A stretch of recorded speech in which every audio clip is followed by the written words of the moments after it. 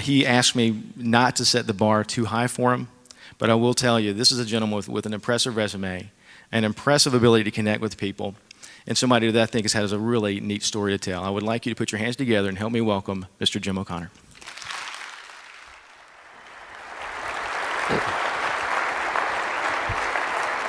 Thank you, Michael. Good job. Hello, everyone. Thanks, Mom. You know, I want to really thank Carrie and Michael and everybody who has had a hand in putting this convention together, because as he mentioned, there's some great speakers and some great workshops. So I went down for a cup of coffee this morning. I sat down at Starbucks, and Tommy McGee, who is a really top-notch internet manager at Kelly Ford, says, Jim, they've got fantastic workshops, and all the good speakers are on tomorrow. Welcome to Vegas. Tommy, Mr. Kelly, by the way, called out here and said that you're on waivers. If anybody needs a good internet manager, Tommy may not be coming back to Florida. He only had a one-way ticket. So it's great to be with you. Let me say that this is my former, it says retired, business card, if you will. And so I play golf, usually lose about $15 to $30 a round. It's recreation money. And so they said, how are we going to get together with you next time, Jim? I said, geez, I don't know. I don't have a business card. So I made up a business card. O'Connor Incorporated, America's Guest, have handicap, will travel. Right now it's in reprint, another 500 cards. Have high handicap, will travel. So if anybody needs a real high handicapper, just let me know. Secondly, if any of you want to advertise, you can see I live down in Naples, Florida, and Grosse Pointe, Michigan, which is Detroit area. Anybody wants to put their logo on their golf ball, have it sprayed all over Naples, you look at my card or see me at the cocktail party, I'll give you my business card, you send me a dozen. I got to make money somehow as a retiree. Okay, I'm so nervous. I haven't given a speech. I retired in 2004. I haven't given a speech since December of 2004. I am so nervous. So I called my Irish mother up in heaven. I said, Ma, how long should I talk? If I talk too long, even though I'm only 35 minutes late if you look at the program, getting on the program, so don't blame me if we get to the cocktail party a few minutes late. But I said, Ma, if I talk too long, they're all going to get upset with me. If I talk too short, Eric's going to report back, I didn't get my points across. So, Ma, how long should I talk? She said, Jimmy, now, ladies, if you're a mother in the room, how many mothers call their 70-year-old child still Jimmy? Jimmy, she said, think of yourself as a body at the Irish wake. They need you to have this big party, but they don't expect you to say very much. Okay, Paul Harvey, page 2, here we go. Over 40 years, I came out here for many conventions, listened to many speakers, but it was truly, and I mean this, truly my belief that within 6 or 8 hours, or maybe 2 or 3 days, about 90% of the people that heard speakers couldn't remember a word they said. So I really only have one goal, and that's to give you a few points on leadership, and then hope that maybe 1 or 2 of the points stick with you and that you become a better leader.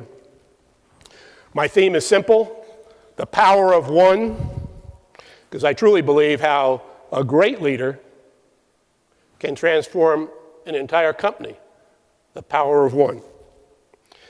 And I believe many great leaders are really ordinary men and women, but they have extraordinary determination and commitment.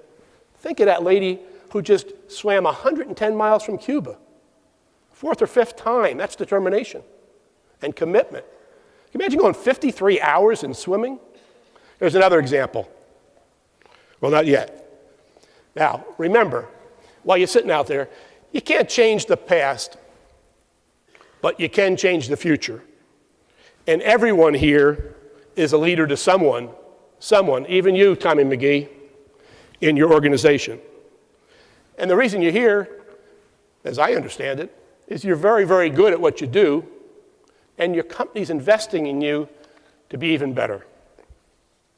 So to grasp the power of one, let's talk about what leadership is and what it isn't.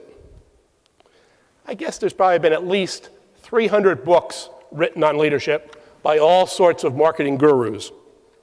Technically, there could be maybe five different styles: charismatic, authoritarian, where they manage by control, inspirational, transformational, situational. And let me confess, I've never written a book on leadership, and I'm sure in my allotted time I'm not going to cover all the points that you might think of that a leader should do. What you'll hear from me today are my own personal views in working with many leaders, some great, some good, and some not so good. I'll give you a few O'Connorisms, and I would tell you that what you hear today, take it to the bank. It will work. Some O'Connorisms I've heard before, some I've stolen, and some are O'Connor originals. Now, leadership isn't a given. It's actually a privilege or an honor, and not everybody can be a great leader. But it isn't rocket science. But you do have to have the passion, the commitment for what it takes to be a great leader. Now, here's another example. How many of you do you know that on January 1st of each year say, I'm going to lose 25 pounds? They go to the gym, they work out. By about the 20th of the month, their will is shot, no commitment, no determination, they give up. And let me qualify, these are not my feet. Leaders never give up, like that lady who just did the swim run. To be a great leader, you know it's not a 9-to-5 job, and you live the job, really, if you're a great leader, 24 hours a day. You sort of have two families, one at home and one at work. And one of the great leadership myths is that leaders are born. You've heard the expression, she's a born leader, he's a born leader. Well, there must be some genetic factor that makes you a great leader. Some charismatic factor? Absolutely untrue. Leaders are made, and all of you can be great leaders. A couple of O'Connor definitions. Management is getting things done through people. Management is getting things done through people. But leadership is getting more out of people than the science of management says is possible. Anybody hear of Vince Lombardi? Great coach. Leadership is the art of getting people to do what you want them to do because they want to do it. And one of the best ways to become a great leader is to learn from other great leaders. So who do we know that has the power of one? Now, I'm sure the Ford dealers or their employees that are here in the room would tell you that CEO of Ford, Alan Mulally, is a great example.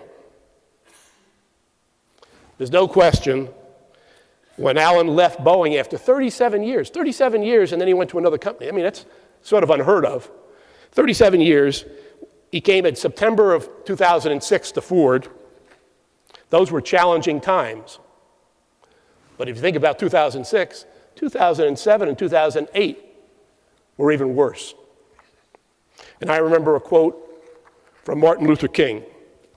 The ultimate measure of a person is not where he or she stands in moments of comfort and convenience, but rather where he or she stands in times of challenge and controversy. Alan Mulally arrived 2 years after I left. I left in 2004. He came at the end of 2006. Those were challenging times, high controversy. 16 to 17 million units in the industry, it dropped below 10. A 60%, 70% drop. I mean, huge numbers. But he's a down-to-earth engineer, and not only has the power of one, but used the power of one to transform the Ford Motor Company. He's the real deal, and we can learn a lot from him. Now, one of the key phrases he uses is define reality. When he arrived, he insisted on, how big's the industry going to be? How about the economy? Where's it going? I don't want any pie-in-the-sky projections. Remember, a leader defines reality and then rallies his people around a plan. And the only other thing you shouldn't do if you're a leader is have no plan. So as a leader, when you set up your forecast in your departments or for next year or for your dealerships or for whatever your business is, how do you define reality? Or are you one of those dealers or managers who push their department managers for numbers that they couldn't possibly hit and then wonder all year, why they didn't make them? As a leader, define reality in your marketplace. Mullally did a lot of homework before coming to Ford. He knew that the best way to predict the future was to create it. And some say vision is the art of seeing things invisible to others. The art of seeing things invisible to others. Steve Jobs said, I want something that can put 1,000 songs in my pocket. iPod, iPhone. It's only been out, less than 10 years? It's unbelievable. Now people are talking about, I won't call them eyeglasses or iWatches, but whatever it's going to be called, Google Watches or something. I mean, this is going to be and you, every one of you, are in the area that can really transform the auto industry and have a major impact. It's already having a major impact. Well over a third of the business is coming from your leads and how you handle them. He also set out to have an exciting and viable Ford Motor Company where there was profitable growth for everybody, the employees, dealers, suppliers, the union people, and shareholders. And he met personally many times with his own employees, his union employees, big suppliers, which is a message. If you're not dealing one-on-one with your key people and setting the expectations that you want from them, you're missing the boat. He also knew that legacy-based thinking shackled you to the past and limited you to the future. He didn't focus on what was, he asked, what if? And the bottom line, and I'm not trying to give a commercial at Ford because I'm just an old retiree, but since 2009, they've made $32 billion. Everybody says their products are fantastic nowadays, and they took no government loans. So for a Ford retiree, I'm extremely proud of Ford Motor Company, and we can learn a lot from Alan Mullally. So who else has the power of one? Anybody here of a guy named Roger Penske? Clearly, he is the power of one in his business. Whether it's a car dealership or a group of car dealerships, whether it's motorsports or whether it's dealing with Wall Street, he is the man. And he believes in a long-term relationship. I know, I dealt with him many times. His group has 4 dealerships. And as was mentioned, I was in charge of racing at the company. Not the technical person who worked with the engines and so forth, but the overall programs. And Roger has a Ford race car team. And I spent a lot of time with him. He's very community-minded, as are many leaders. He chaired the Super Bowl back in Detroit a couple of years ago, and he brought back Formula One to the city of Detroit. So he's a big-time guy who clearly has the power of one. Excellent example. But I want each and every one here in the room to understand that you have the abilities to transform your own dealerships, your departments, whatever company you work for. And normally it's the general manager of the dealership who they say is the leader. But for any managers here including all the internet managers, never forget you're a leader to the people you supervise, and never underestimate how much your employees look up to you for leadership. Now, as was stated earlier a couple of years ago, I was asked to be an equity partner at Kelly Ford in Melbourne, Florida. That's just south of Cape Kennedy on the East Coast. And Mr. Kelly has owned the dealership for 38 years. He's been a Ford dealer just over 50. And he is a Florida resident, which means he's in Florida 6 months of the year. Or if any of you work for the IRS, he's down there 6 months and a day, for the record. It's a joke, okay. The other 6 months, he's in Pennsylvania. So he's really an absentee owner. And the real leader is our partner and general manager, Glenn Wood. Now, Glenn is in the room, so I don't want him to be embarrassed in any case, but I really feel this way. Glenn is confident. He has determination. He has passion. He has commitment. And he has great, great pride. And in the organization, loves to follow him. You know, after going over to the morning doc sheet, looking at the used car inventory, writing a few checks, he's out chatting with all the employees. He truly is what you'd call management by walking around. And he's a great listener. 2 ears, 1 mouth he uses in that proportion. He's always listening to the employees. What do we need to do? What do we need to do better? And he sets the tone for the organization and has created a winning culture. He knows that great performance starts with great morale. But you come down to Melbourne, Florida, he is no BS. He's very direct, he's very firm, but he's very consistent, and he leads with unwavering decisiveness. His employees, and this is key, his employees know that he has their back and their interest at heart, and they go the extra mile for him.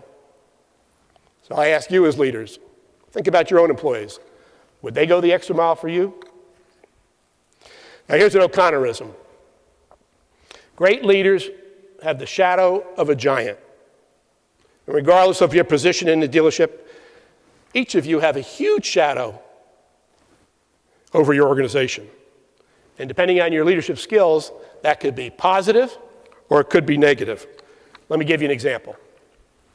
During my last 6 years with Ford Motor Company, I'd meet every single Monday morning with Bill Ford, who was the chairman, and the top 10 or 15 executives at Ford Motor Company. Being in charge of marketing, sales, and service for US, Canada, and Mexico, I'd bring the group up to date on sort of current events, whether it was our sales versus where we're headed for the month, whether it was any new incentives, or I might say, well, we're putting the finishing touches on what we're going to say and show it out at the LA Auto Show. Bill Ford might say to me, Jim, you're having a great month. Please congratulate the sales team and importantly the Ford dealers. Guess what? I'd walk out of there with my chest out, strutting like a little peacock. Bill Ford didn't give me a raise. He didn't give me a bonus. He merely said, congratulations. Bill always looked for the positives and not the negative. My point is, understand the shadow of a giant that you have in your own organization. Now, let's reverse it a little bit. Same Monday morning. I worked all weekend at the LA Auto Show. Many of you work Saturdays. Many of you work Sundays. You get home late at night. You come to that Monday morning meeting. Somebody gives you a shot. You go down. You're not strutting. Your performance suffers. And what I'm saying really does happen at Ford every day, and it happens at your dealership every day. Think about it. So always remember, as a leader, what you say, when you say it, and how you say it has a very positive or negative effect on the employees that you supervise. And we both know that performance of employees has a lot to do with how they feel between their ears. Trust me, it's real, not huge management, leadership strategies. Think about it. Think about your own thing. Somebody gives you a shot. How do you feel all day when you're walking around? Next, recognition. When you do have good results, how do you handle it as a leader? And if you do respond you respond consistently? You can talk every single month about your top salesperson, your top F&I manager, your top internet employee, your top service writer. You can talk about the office if you worked a big weekend and they stayed there running deals. You can talk about the porter who washes the cars, the new and used, and keeps them lined up every single day perfectly. When something is said positively to each of these employees, nothing is more powerful. And it doesn't cost you a dime. And I assure you, when they go home, they're going to say, did you hear what Glenn said to me at the dealership today? He said, you're doing a great job. They're proud. And how about you? When all of you get home, I want you to hug your spouse or your significant other and say, thank you for supporting everything I do. They too will appreciate it. Or they may say, okay, tell me really how much you lost out in Vegas. We all know what happens in Vegas stays in Vegas. Or just tell them, some guy named O'Connor told me to hug you. I don't know what the hell's going on tonight, I'm just hugging you. Leave me alone, come on. Okay, here's an O'Connorism. If it's a metric that you use at your dealership and it's important, track it. If you track it, rank it. If you rank it, reward it. Everybody loves to be recognized. Nobody wants to be down on the bottom of the leaderboard. And as I said before, you don't have to throw a lot of big money at your people. Recognition is very important. The greatest lesson I learned over my 40 years, it's all about people and process. And don't be afraid to publicly celebrate your victories. You have victories at your stores. Take this image in mind. Some team wins I was going to say Yankees because I'm from New York, but some team wins the World Series. They go back to their locker, they put the uniforms away, they close the door, and they go home, as opposed to spraying champagne all over the place. Why? Because they're celebrating. Celebrate your victories. Let your employees know that they're working with a great team. Next, responsibility and accountability as a leader. Great leaders accept the responsibility of running their operations, but they also accept the accountability. I worked with a lot of people in 40 years at Ford Motor Company, and some of them thought they were superstars. And they were always complaining, how come I didn't get the big job? How come I didn't get the big job? You've got them in your dealerships. You've got them in your departments. They were always saying they want the big job. But when you tattooed them with delivering the numbers annually, quarterly, and by month, they say by their actions, I don't want that part of that deal.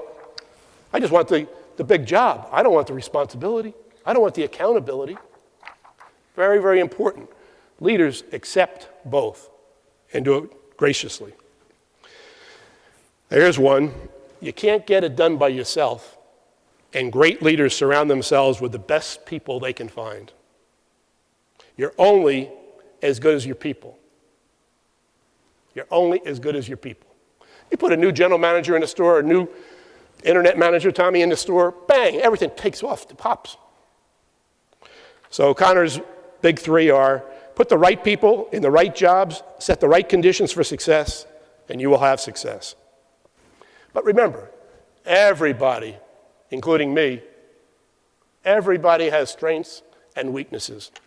But great leaders have that ability to take different styles of people and different strengths and weaknesses and integrate them all together. That's a sign of a great leader. How about delegation? Great leaders are comfortable delegating.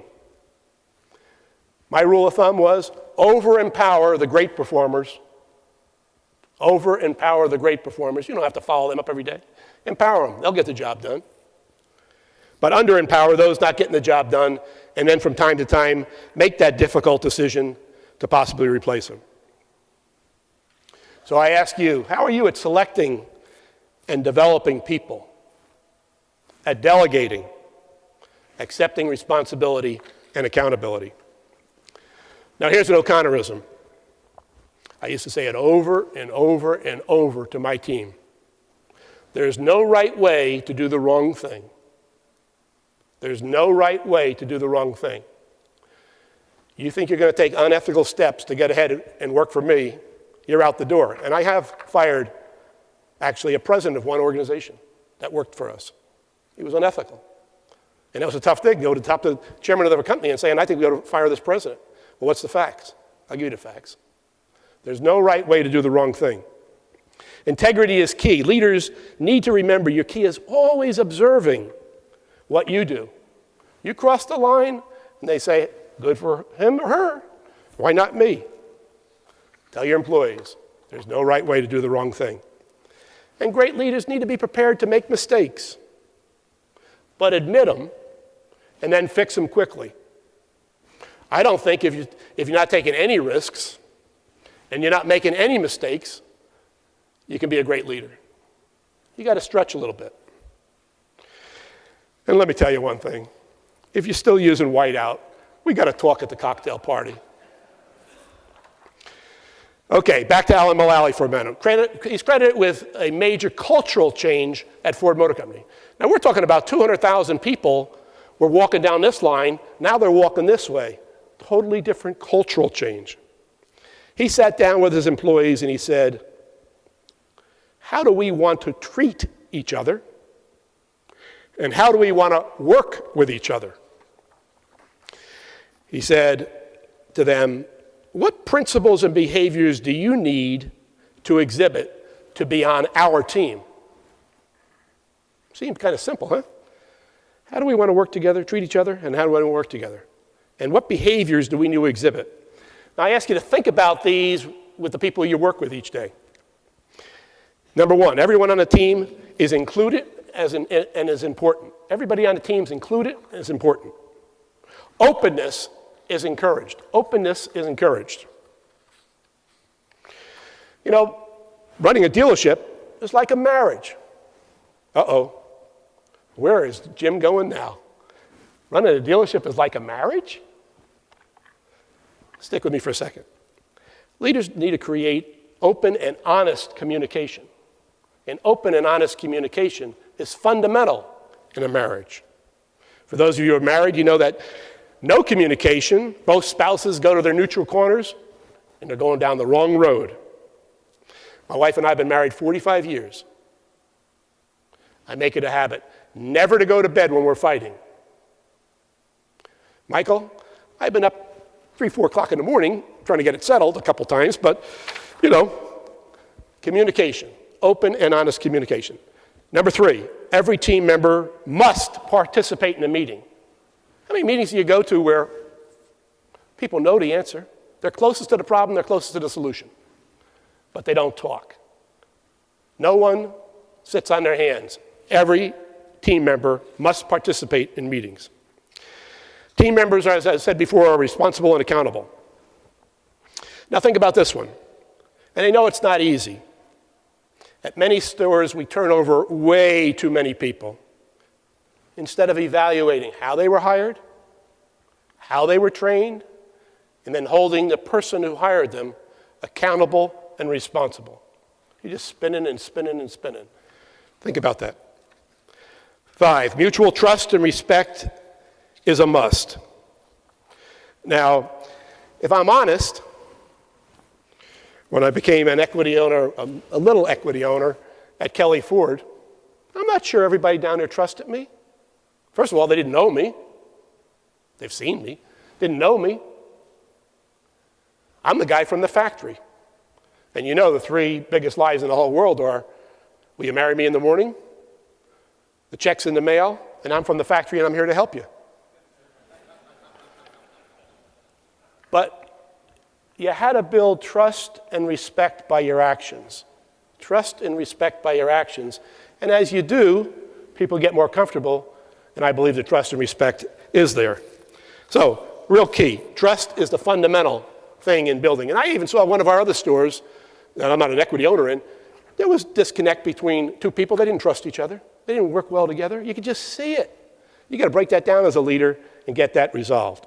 High performance teamwork is a performance criteria, number 6. Number 7, facts and data drive our decisions. Here's a great line from Mullally. You can't manage a secret. You can't manage a secret. So get the facts and the data up on the table and drive the decision. You know, great teams don't hold back with one each other. They're not afraid to air their dirty laundry. They admit their mistakes, their weaknesses, their concerns without fear of reprisal. They focus on the problem as opposed to finger pointing. So I encourage you to think about, when you go back to your operations, talk about what I think is a very important issue. How do you want to work together, and what behaviors do you want to exhibit as a team? The other thing that Mullally did was he held a 1-hour, very disciplined meeting every single Thursday. If you were in London or Brazil, get on the teleconference and participate. His key people had to participate. He used metrics on all the deliverables. He coded them, red, yellow, and green, for very easily updates week to week. But the meetings were held every Thursday, every month, every quarter, driving continuous improvement. Now, back in 2007 when he started, he walked in a meeting, everything was green. He said, hello, we lost $28 million in the last 2 or 3 years. The cars aren't coming out on time, the quality's not good. Why is everything green? That quickly changed. So I suggest to you, hold a meeting with your teams, at least, and I'm sure a lot of the stuff I'm saying you're already doing, but hold them, but use facts to drive the decisions. At Kelly Ford, we actually do use red, yellow, and green on our major metrics, and we focus the meeting time pretty much almost on if there's 1 or 2 reds, but anything that's in yellow to drive continuous improvement in those areas. Same as your dealership, no different. Get a good flow of communications going up and down. Then try to get what I call the elephant issue. The elephant issue that's sitting in the middle of the table up. Every organization has issues that all the employees know they're going on, and they're asking the leader or observing the leader, how are you going to handle it? How are you going to handle it? How are you going to handle this elephant issue? And they're waiting to see how you're going to handle it. And if you don't handle it, it'll be there the next morning. So I know it's not easy, and I know that a great flow of communications is something that's not always easy. And I can hear some of you saying, I don't want to ask the general manager for more resources, and I don't want to cover those poor results with my employees from last month. You know what? If you don't cover them, they'll be there the next month. So get the facts on the table and discuss them. Next, communication. If you have a strategy as a leader, energize it. Constantly energize it. Say the same thing over and over. If I come back next year, which I'm not, I'd say the same speech. You know why? You won't get it all. I want you to just get 1 or 2 points out of here. Over and over. You listen to Mullally, he drive you nuts. I heard him in 07, I'm hearing him now. 1 forward, 1, Michael, 1 forward, 1 goal, 1 team, 1 vision, right? Huh? He never gets off it, never gets off it. But that's what the people are now, that's their mantra. Great leaders reinforce the same points over and over. Here's what I did at Ford. Take it if you want it. Every second or third of the month, I'd get on a telecast with the dealers. Big oval behind me, and what did it say? WIN. My winning philosophy. What's important now? Okay, dealers, this is what I want you to know right now. What's important now for this month or next quarter or what have you? This is what we're going to discuss. I might have hit, Michael, is that true? What's important now? And so I'd ask you, general managers or dealers, you ought to be in front of your organizations visibly at least once a month. Let them know that they're working with a winner. They want to work with a winner, and they want to feel part of the family. That's why you want to get up there and tell them everything's going great at our store. Next, you would have heard this if you worked for me, minnows and whales. Great leaders focus their time and time management on the highest leverage things that are going to produce great results. So I ask you, to go from good to great, what are your whale issues? I'd venture to say they're mostly people or process. You don't have a used car problem. You got a used car manager problem. Or a parts problem, you got a parts manager problem. Good people with good process, they'll solve the problem. You can go back to sleep. It is people and process. Quality people with good process solve problems. So while you're here in Vegas, take some quiet time. What are the issues holding back the area that you work in, or your dealership, or your business, or whatever you do? Think about them. Look in the mirror. You should know what they are. And then commit in the next 45 days, not 17 years, 45 days, we're going to solve these 1, 2, 3 big whale issues. And here's a thought, again, something simple that I used. Every single night before I went to bed, I wrote in my little book. Now you use your iPhone or what have you, type it in. Write down, what did you do that day? What were the big things that you did that spent your time doing that day? And then on Sunday, about after a week of putting notes in there, look back and say, did I spend my time on those 1, 2, 3 big whale issues that's going to drive our business straight up? It really will be an immediate report card on your time management and seeing how you're working on the vital few things that'll drive your performance. And I would recommend you might want to consider driving that whole concept down through your own employees. Now, I don't suppose we'd all be here if we didn't love the car business. Now, that's my best effort to tell you we love the car business. You know, there's a saying, and we've all heard it, you got to have gasoline in your veins to work in this industry. The retail business in many, many markets, and in whatever businesses you are in, is a 7-day-a-week business. It's not an easy business. Your jobs are tough. Right, Sal? Your jobs are tough. You bust your butt. You just close out August, and ho! Mr. Kelly calls down and says, hey, Sal, it's the first of the month. How are we doing this month? Anybody hear that one before? So why are you as leaders in it? Why? You love it. You love it. You love the challenge. You love the success. You love motivating people. You love seeing results. And because you truly do have gasoline in your veins, or you wouldn't be in the business.